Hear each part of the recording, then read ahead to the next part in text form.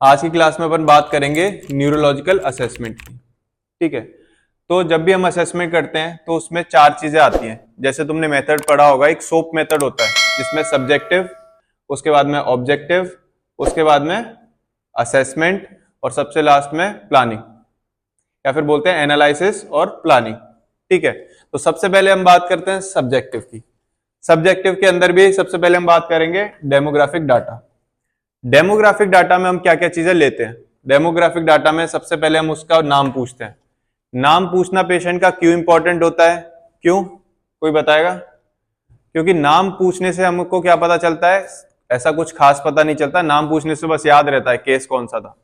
ठीक है, उसके बाद एज।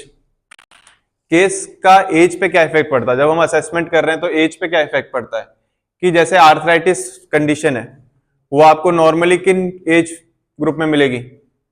40-50 से ऊपर वाले एज ग्रुप में। ठीक है, और आपको कुछ डिजीज हैं जो आपको क्या होगा, आपको यंगर एज में ज्यादा मिलेंगी। ठीक है, लेकिन कुछ डिजीज आपको ओल्डर एज में, जैसे ऑस्टियोपोरोसिस है, वो ओल्डर एज में ज्यादा मिलेगा। ठीक है, उसके बाद ऑक्यूपेशन।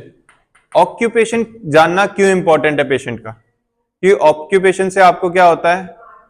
ऑक्यूपेशन से आपको एक तो उसका कि आप जब रिहैब कर रहे होंगे, आप जब उसका रिहैब करेंगे तो आपका रिहैब के टाइम पे भी आपके दिमाग में होना चाहिए कि पेशेंट का ऑक्यूपेशन क्या है, कि क्या रिहैब के थ्रू हमको क्या चीजें करने के लिए उसको एबल बनाना है। और एक काफी सारी बीमारियां हैं या काफी सारी कंडीशन है, वो क्या होता है, ऑक्यूपेशन डिपेंडेंट होती है। जैसे टेलर होता है, ठीक है, टेलर की हमेशा पोजीशन पोस्चर क्या रहता है, ये, तो उसके सर्वाइकल पेन होना कॉमन है क्योंकि इसके नेक की मसल्स पे स्ट्रेस आता है।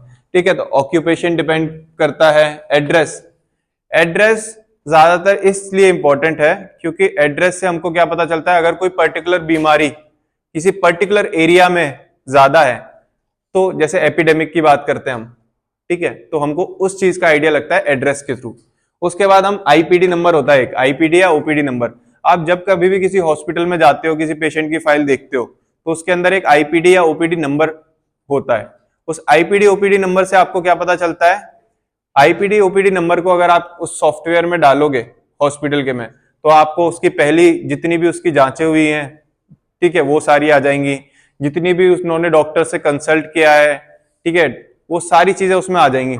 ठीक है, तो उससे आपको पहली चीजें पता चल जाएगी उसकी हिस्ट्री, कि उसने पहले ये जांचें कराई, ब्लड रिपोर्ट्स, एक्सरे, एमआरआई, ठीक है, जो भी था उसका पहला सब कुछ आ जाएगा उसमें, उसके ये चीजें पॉजिटिव आई, तो उससे आपको आगे असेसमेंट करने में हेल्प मिलेगी। और बात करते हैं जेंडर की। जेंडर इंपॉर्टेंट है क्योंकि काफी सारी डिजीज जेंडर स्पेसिफिक भी होती है मेल्स में। जैसे आपके हार्ट अटैक का आपने केस का सुना होगा, तो वो मेल्स में ज्यादा देखने को मिलता है। ठीक है, लेकिन ऑस्टियोपोरोसिस जैसी कंडीशन किसके अंदर, आर्थराइटिस, ऑस्टियोपोरोसिस फीमेल्स में ज्यादा मिलते हैं। क्यों? हार्मोनल चेंजेस की वजह से, मीनोपॉजल चेंजेस की वजह, मीनोपॉज के बाद हार्मोनल चेंजेस की वजह से। ये हो गया पूरा डेमोग्राफिक डाटा।